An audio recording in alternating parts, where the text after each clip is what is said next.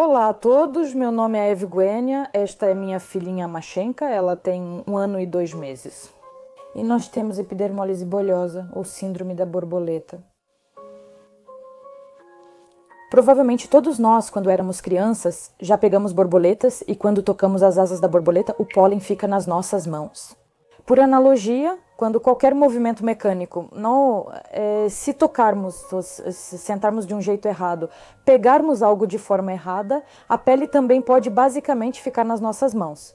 Epidermólise bolhosa é uma doença genética. Sua especificidade está no fato de que qualquer impacto mecânico na pele da pessoa, digo pessoa porque crianças e adultos têm essa doença, aparecem bolhas no corpo muito parecidas com queimaduras que precisam ser tratadas de forma específica.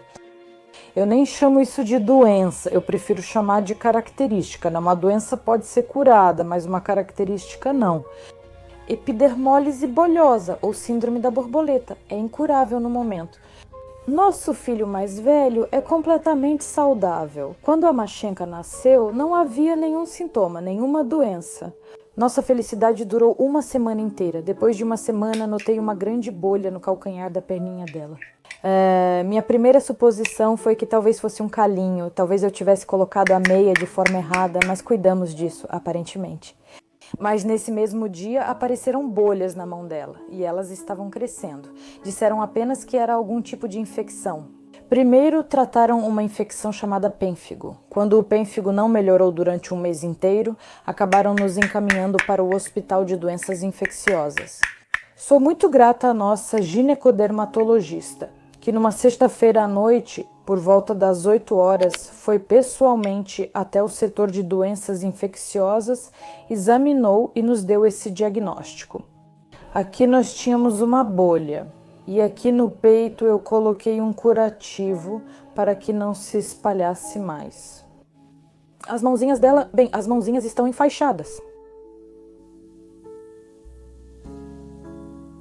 Isso. Hoje nós enfaixamos. Tinha uma bolha na palma da mão, em uma mãozinha e também na outra.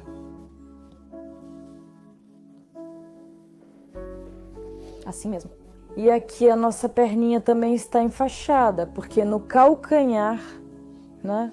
No calcanhar tem uma bolha. Então enfaixamos. Bom, vocês estão vendo as perninhas, né? Aqui também. As unhas estão caindo, sim. Aqui não sei se vai crescer de novo ou não. Isso parece mais uma queimadura. Queimadura, na verdade, também se parece com um calo. Mas isso aqui parece mais uma queimadura, né? Quando você se queima, forma uma bolha dessas que incha, assim. Isso aqui é mais... Na verdade, na maioria das vezes, é tratado do mesmo jeito que uma queimadura. Para nós, pessoas comuns... Quando a gente levanta da cama sem nem pensar, fazemos várias coisas. Escovamos os dentes, colocamos as meias, comemos, tomamos café da manhã, bebemos chá. Para pessoas com síndrome da borboleta, isso pode ser muito traumático. Até escovar os dentes. Dá muito medo do que está por dentro, do que você não vê. Por enquanto não sabemos disso. Estar avisado é estar preparado. É uma doença do tecido conjuntivo. Frequentemente ocorrem estenoses do esôfago. O que é a estenose do esôfago? Quando engolimos comida, ela passa pelo esôfago. Em crianças, isso pode causar uma bolha. Nós movemos a pele, formou-se uma úlcera, uma ferida, uma cicatriz, uma cicatriz, uma cicatriz. E aos poucos vai ocorrendo o estreitamento do esôfago. Sim, nós temos dentinhos. Eles ainda estão aqui, mas já estão começando a escurecer aos poucos. Unhas, cabelos, dentes, tudo é colágeno. Os dentes surgem, mas sem colágeno suficiente também se deterioram. E estamos sujeitas, é isso. Ataduras. Podemos colocá-las como uma meia na mão e na perna. E desse material fazem luvas, meias e meia-calças. Meia-calças aqui está escrito to be fast, feito em Reino Unido, inglesas, feitas desse material. Elas esticam assim.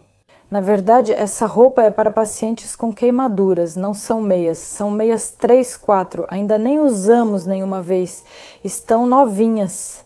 Como é que fazemos o tratamento? A bolha, ela é furada ao longo A bolha é furada dos dois lados ao longo dela. Depois, com um disco de algodão, nós simplesmente enxugamos para...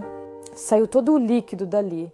Primeiro passamos a pomada, depois a telinha, e se a ferida estiver aberta, aí eu coloco um curativo absorvente. Essa aqui é a telinha. Agulhas. Pegamos logo esses pacotes com 100 unidades. É para furar? Furar, sim. Quando ela era pequena, ela lidava com os curativos com muita coragem e eu pensava se ela sentia isso porque ela não chorava. Agora isso está se tornando mais doloroso. Conversando com adultos que sofrem de epidermólise bolhosa, eles dizem que há feridas que não doem, mas há feridas que doem muito. Uma troca de curativo corre super bem, outra troca de curativo é com gritos. Para mim, como mãe, nunca tive medo de tocá-la, nunca. O problema era com o pai. Ele tinha certo medo, e para o pai era realmente. Foi mais difícil para ele se acostumar com isso, né? Aceitar isso, né? Levou muito mais tempo. Eu não tive tempo para pensar, refletir, tipo, ai meu Deus, o que fazer? De repente tudo aconteceu rápido, girou e tive que trabalhar sem parar.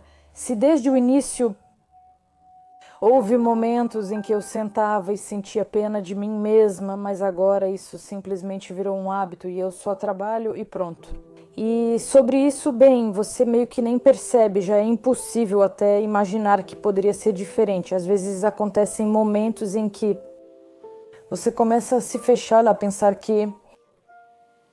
Mas existe outro jeito, né? Por que comigo é assim? Por quê? E então, nesse momento, você precisa simplesmente se puxar para fora desse estado, porque é fácil ficar presa nele. Literalmente, são só 3 minutos. Você para, pensa sobre isso e depois, de repente, como se despertasse e seguisse em frente. Isso. Você já está com sono. A reação das pessoas ao redor é outro assunto. Na cabeça, dentro de si mesma, mudar que a opinião das pessoas ao redor é a opinião delas. E se você não pode influenciar a situação, precisa mudar sua atitude em relação a ela. As pessoas, claro, olham muito e assim, sabe-se, primeiro para ir para a criança e depois olham bem nos seus olhos, porque todo mundo acha que você está batendo nela.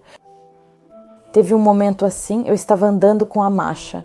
A Masha bem na pálpebra, ela esfrega os olhinhos e às vezes acontece que ela coça até machucar. Eu estava lá tomando um café ou algo assim, meio distraída. Vem vindo na minha direção um senhorzinho, dá para ver que é muito bondoso. E ele começa a falar, ai, que ferida feia, mas eu só passo por ele. E o que mais eu poderia fazer? Parar e começar a explicar sobre essa doença? Os vizinhos que ficam curiosos porque veem as bochechas vermelhinhas já pensam logo, diátese. Ninguém sabe nada sobre essa doença. Muito frequentemente nos dão conselhos, muito frequentemente. A vovó da vizinhança diz, banhe em erva de bicho. E então, sabe, eu entendo que elas querem ajudar e é sincero, mas se tudo isso fosse assim, se a erva de bicho realmente curasse, nós seríamos os pais mais generosos do mundo. Nós tentamos viver pelo princípio uma família comum, com uma pequena ressalva por causa da nossa particularidade. Sem querer, você começa a pensar nisso, assim como ela daqui a 10 anos. Mas eu penso mais sobre o fato de que, seja o que for que ela queira fazer, eu preciso criar condições para que ela, sem hesitar, faça o que quiser. Fazer a vida dela de um jeito que não haja dor. E essa é a nossa principal tarefa como pais, fazer com que ela não tenha nenhuma limitação. Meu marido disse uma frase muito boa. Em uma família feliz, a criança não pode ser infeliz. Por isso, precisamos nos manter positivos e assim ela vai reagir de uma forma completamente diferente. Ser mãe de uma criança com síndrome da borboleta é cansativo. Cansativo no sentido literal da palavra, porque você está sempre tensa. Você o tempo todo precisa assumir responsabilidade, está sempre apoiando, sempre ao lado, sempre observando e cuidando.